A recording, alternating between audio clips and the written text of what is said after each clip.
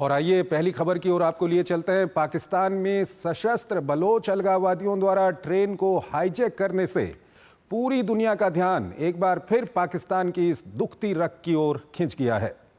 पाकिस्तान के बलूचिस्तान और केपीके में जिस तरह सशस्त्र विद्रोही लगातार पाकिस्तान और वहां की सेना को कड़ी टक्कर दे रहे हैं, इससे तो यही लगता है कि इन इलाकों में अलगाव की आग अपने चरम पर है, जिससे पाक हुक्मरानों की चिंता काफी बढ़ गई है। ये रिपोर्ट देखिए।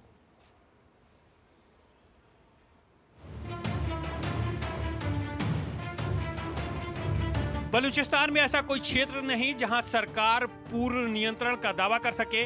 प्रांत के पूर्व मुख्यमंत्री अख्तर बेंगेल का यह दावा बताने के लिए काफी है कि बलोचों की जंग आजादी की मुहिम अपने अंतिम पड़ाव पर पहुंच चुकी है। मंगलवार को ट्रेन पर हुआ भीषण हमला इसी कड़ी को आगे बढ़ाता हुआ दिखाई दे रहा है। पिछले 2 दिनों से पाकिस्तानी सेना बलूचों के कब्जे से ट्रेन को छुड़ाने की जद्दोजहद कर रही है, लेकिन अब तक नाकामी ही हाथ लगी है। सुरक्षा बलों के अभियान में अब तक 190 यात्रियों को छुड़ा लेने का दावा किया जा रहा है। हालांकि 250 से अधिक बंधक अब भी हमलावरों के कब्जे में बताए जा रहे हैं। साथ ही सुरक्षा बलों ने 30 से अधिक अलगाववादियों को मार गिराने का दावा किया है, जबकि बलूच आर्मी ने इसका खंडन करते हुए उल्टे 50 बंधकों को मौत के घाट उतार देने का दावा किया है। हालांकि दोनों तरफ से हताहतों की संख्या की आधिकारिक पुष्टि अब तक नहीं हो पाई है, लेकिन 100 से अधिक ताबूतों को क्वेटा स्टेशन भेजा जा चुका है, जहां से ट्रेन पेशावर के लिए मंगलवार को रवाना हुई थी। पाकिस्तान के रेल मंत्री का कहना है कि बंधकों को नुकसान से बचाने के लिए अभियान बहुत सावधानी पूर्वक चलाया जा रहा है, जिसकी वजह से बंधकों को छुड़ाने में देरी हो रही है। वहीं पाकिस्तानी सेना ने अलगाववादियों पर बच्चों और महिला बंधकों को ढाल के तौर पर इस्तेमाल करने का आरोप लगाया है। दावा किया है कि कुछ हमलावर आत्मघाती जैकेट पहन के बंधकों के पास खड़े हैं, जिसकी वजह से कार्रवाई में अड़चन आ रही है, जबकि हमलावरों का दावा इसके बिल्कुल विपरीत है। अलगाववादियों का कहना है कि सेना नहीं बल्कि उन्होंने महिलाओं और बच्चों को बिना नुकसान पहुंचाए ही रिहा कर दिया है। बलूच आर्मी ने मंगलवार को ट्रेन को हाईजैक कर प्रशासन को 48 घंटे का अल्टीमेटम दिया था। उन्होंने पाकिस्तानी सेना द्वारा अपहरण किए गए बलूच राजनीतिक कैदियों, कार्यकर्ताओं और लापता व्यक्तियों को रिहा करने की मांग रखी है। मांगे न पूरी होने पर बंधकों की हत्या करने की धमकी दी है। हालांकि सरकार की ओर से अलगाववादियों के इस प्रस्ताव या धमकी पर कोई प्रतिक्रिया नहीं आई है। उधर पाकिस्तान रेलवे ने पंजाब और सिंध प्रांतों से बलूचिस्तान तक की सेवाएं तब तक रद्द कर दी हैं जब तक सुरक्षा एजेंसियां ये पुष्टि नहीं कर देती हैं कि क्षेत्र पूरी तरह सुरक्षित है। मंगलवार को क्वेटा से पेशावर जा रही ट्रेन को अलगाववादी बलूच लिबरेशन आर्मी ने पटरियों को उड़ाकर ट्रेन पर कब्जा कर लिया था। तब से ट्रेन एक सुरंग में फंसी हुई है। और इस ट्रेन को लेकर के इस वक्त एक बड़ी खबर आ रही है। दक्षिण पश्चिमी पाकिस्तान में आतंकवादियों द्वारा बंधक बनाए गए सभी रेल यात्रियों को मुक्त कर दिया गया है।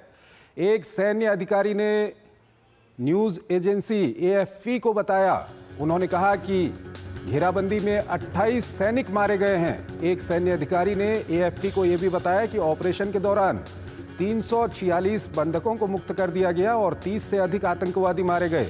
उन्होंने ये भी बताया कि ट्रेन में सवार 27 गैर ड्यूटी सैनिक आतंकवादियों द्वारा मारे गए, जबकि ऑपरेशन के दौरान एक सैनिक की मौत हो गई। तो इस वक्त की ये बड़ी खबर है। पाकिस्तानी सेना का 30 विद्रोहियों को मार गिराने का दावा है इस ट्रेन हाईजैक को लेकर के। और ये पाकिस्तान ने दावा किया है कि जो हाईजैक ट्रेन थी उसको छुड़ा लिया गया है, उसका अभियान जो है वो पूरा हो गया है। आलोक बंसल हमारे साथ जुड़े हुए हैं, विदेशी मामलों के जानकार हैं। आलोक जी, इस वक्त ये खबर आ रही है कि पाकिस्तान का जो वहां पर ऑपरेशन था इस ट्रेन को छुड़ाने का, वो पूरा हो गया है। क्या कुछ आपकी पहली प्रतिक्रिया? देखिए, डीजीआईएसपीआर ने ये दावा किया है कि उन्होंने सारे बंधकों को छुड़ा लिया है और 33 बीएलए के सदस्यों को मार दिया गया है। पर मैं अभी इस पर विश्वास पूरी तरह से नहीं कर सकता, क्योंकि बीएलए के स्रोतों से जो खबर आ रही है उसके अनुसार उनके पास अभी भी कुछ बंधक बंधे हुए हैं। और जैसी कि पहली खबर थी कि 450 लोग इस ट्रेन पर सवार थे, तो अभी अगर 346 ही को छुड़ाया गया है तो अभी भी शायद कुछ लोग उनके कब्जे में हो सकते हैं। ऐसा माना जा सकता है। और जो पहले खबर आ रही थी उसके अनुसार कई सुरक्षा कर्मियों की भी मौत हुई है। अभी इस पर स्पष्ट रूप से कुछ कहना थोड़ा मुश्किल होगा, पर इसमें कोई शक नहीं कि ये जो ऑपरेशन था बीएलए के द्वारा, ये बहुत ही दुस्साहस से भरा हुआ था और इस तरीके का कोई भी कदम आज तक पाकिस्तान के इतिहास में किसी ने सरकार विरोधी तत्व ने नहीं उठाया, जिसमें कि एक पूरी की पूरी ट्रेन हाईजैक की गई हो 450 लोगों के सवारियों के साथ, और ऐसी जगह पे, ऐसी दुर्गम जगह पे जहां संचार का कोई साधन ना हो, जहां सुरक्षा सेनाओं को भी पहुंचने में करीब करीब 48 घंटे लग गए और ट्रेन को छुड़ाने में।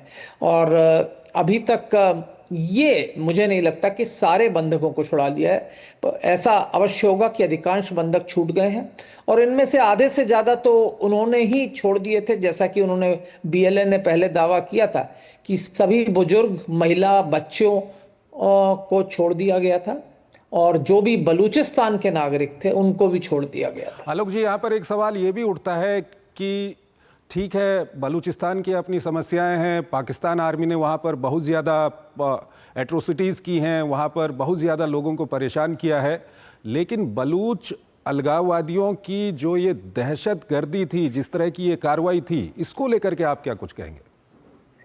देखिए, कई सालों से बलोचों का ये कहना रहा है कि हमारी जो भूमि है उसके ऊपर इसको एक पंजाब की कॉलोनी बनाया जा रहा है, उपनिवेश बनाया जा रहा है, और इसके लिए उन्होंने कहा था कि पंजाबी मुसलमानों को यहाँ से चले जाना चाहिए और हम वो उनको टारगेट करेंगे। और अगर आपको याद हो, अगस्त में भी जो हमले हुए थे उसमें बसों और ट्रकों को रोक रोक कर जो पंजाबी लोग थे उनकी हत्या कर दी गई। ये एक तरीके की नस्ली अहिंसा कह सकते हैं, क्योंकि बलोचों का ये मानना है कि उनका जो भूमि है उसके ऊपर पंजाबियों ने राज्य कर दिया है और उनका दमन चक्र के लिए पंजाबी जो एस्टेब्लिशमेंट है वो काफ़ी हद तक जिम्मेदार है। और कुछ इसी तरीके की घटना जो है इस वक्त हुई है। उनका ये मानना था कि इस ट्रेन से एक बड़ी संख्या में सैनिक अपने परिवारों के साथ पेशावर जा रहे थे और उन्होंने अधिकांश सुरक्षा कर्मियों और सैनिकों को बंधक बनाया था। अब वास्तविक स्थिति इस वक्त क्या है ये कहना थोड़ा मुश्किल है, क्योंकि जो DGISPR की खबर है वो भी पूरी तरह से मुझे सत्य नहीं लगती कि कोई नुकसान नहीं हुआ, कोई भी बंधक नहीं हताहत हुआ। ये थोड़ा मुश्किल है इस बात को हजम करना कि जब इतनी बड़ी संख्या में लोगों को बंधक बनाया हो और उनको छुड़ाने की कोशिश की गई हो तो इसमें कोलैटरल डैमेज ना हुआ हो, इसकी संभावना बहुत कम है। ठीक है आलोक जी, इसके अलावा जो बलोच की ओर से जो लगातार कहा जाता है चीन को लेकर के, पाकिस्तान को लेकर के, काफ़ी वो वहाँ पर चिंतित दिखाई देते हैं, जिस तरह से वहाँ पर चीन की कई कंपनियाँ वहाँ पर मौजूद हैं, ये कितना बड़ा फैक्टर है? देखिए, बलोचों ने 2008 से ये कहा हुआ है कि चीन जो है इस्लामाबाद की मदद कर रहा है बलोच भूमि को कॉलोनाइज करने में और यहाँ पे अन्य प्रांतों के लोगों को बसाने के लिए। और इसके खिलाफ उन्होंने कहा है कि सब चीनी कंपनियां, चीनी नागरिक और जितने भी चीनी इंटरेस्ट हैं वो सब वैलिड टारगेट हैं। और इसके बाद से इन्होंने कई बार चीनी कंपनियों और चीनी नागरिकों के ऊपर हमला किया है। जैसा कि आपको याद है, कुछ समय पूर्व कराची के अंदर एक बलूच महिला ने अपने आप को, सुसाइड बॉम्बर ने जो है कन्फ्यूशियस सेंटर की जो चीनी शिक्षक थे उनको टारगेट करते हुए अपने आप को ब्लो अप किया था, जिनमें उनकी सबकी मौत हो गई थी। तो बलोचों की तरफ चीनी नागरिकों के ऊपर विशेष रूप से हमले किए जा रहे हैं। और बीच में ऐसी भी खबर सुनने को आई थी कि चीन की जो कंपनियां हैं वो डायरेक्ट बलोच राष्ट्रवादियों से नेगोशिएट कर रही हैं और उनको पैसा दे रही हैं अपनी सुरक्षा के। अंतिम सवाल इसको लेकर के आलोक जी आपसे जानना चाहेंगे, जिस तरह की स्थिति KPK में बनी हुई है या जिस तरह की स्थिति बलूचिस्तान में है, पाकिस्तान के लिए कितना मुश्किल हो रहा है इस इलाके को संभालना? देखिए, बलूचिस्तान में कई इलाकों में पाकिस्तान की हुकूमत की रिट नहीं चलती। ये बात पाकिस्तानी भी जानते हैं और ये बात फजलुर रहमान साहब ने संसद में भी कही। अगर आपको याद हो, कुछ समय पूर्व उन्होंने कहा कि कुछ जिले तो ऐसे हैं जहां जाने के लिए आपको पासपोर्ट चाहिए, तो इससे बड़ी और क्या बात हो सकती है। तो इसमें कोई शक की बात नहीं है कि कई इलाकों में बलूचिस्तान के पाकिस्तान की रिट नहीं चल रही। लेकिन साथ ही साथ ये भी समझना पड़ेगा कि बलोचों की संख्या बहुत कम है। हालांकि बलूचिस्तान पाकिस्तान का करीब करीब 43% क्षेत्रफल ऑक्यूपाई करता है, लेकिन उसकी जो जनसंख्या है वो पाकिस्तान की कुल जनसंख्या का करीब 5% है।